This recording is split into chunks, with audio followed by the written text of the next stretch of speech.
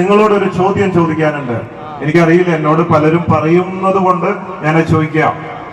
അബ്ദുൾ റഹീമിനെ രക്ഷിക്കാൻ 34 കോടി രൂപയാണ് ആവശ്യം. പൈസ ഞാൻ QR കോഡ് വെച്ച് പിരിച്ച്, പൈസ ഞാൻ പിരിച്ചിട്ടില്ല, QR കോഡ് വഴി അബ്ദുൾ റഹീമിന്റെ നിയമസഹായ കമ്മിറ്റിയിലേക്കാണ് പൈസ മൊത്തം പോയിട്ടുള്ളത്. അവിടെ നോക്കുമ്പോ 44-45 കോടിയായി. അപ്പൊ പൈസ അധികമായില്ലേ? എന്താ ചെയ്യണ്ടേ? അപ്പോഴാണ് പലരും പറയുന്നത്, നിമിഷപ്രിയ യമൻ ജയിലിൽ കിടക്കുന്നുണ്ട്, ഇതുപോലെ വധിക്കാൻ വെച്ചിരിക്കുകയാണ്, അവർക്ക് 5 കോടിയോ മറ്റോ കൊടുത്താൽ രക്ഷപ്പെടുമെന്ന് പറഞ്ഞു കേട്ടു.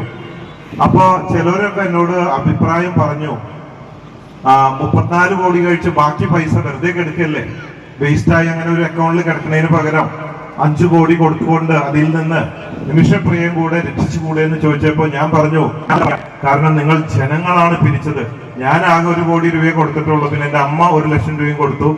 പക്ഷെ ബാക്കി എത്രയോ കോടി രൂപ ജനങ്ങളാണ് കൊടുത്തത്.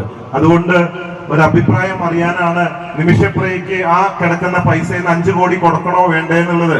കൈ പൊക്കിക്കൊണ്ട് താല്പര്യമുള്ളവർ അഭിപ്രായം പറയാം. ഓക്കെ, ഇനി അഭിപ്രായം ഇല്ലാത്തവരൊന്ന് കൈപ്പൊക്കാം, അങ്ങനെ വേണ്ട എന്നുള്ളവര്. കാസർഗോഡുകാർ ഇത്രയും നല്ല ആൾക്കാരാ, ഇത്രയും വലിയ മനസ്സോ?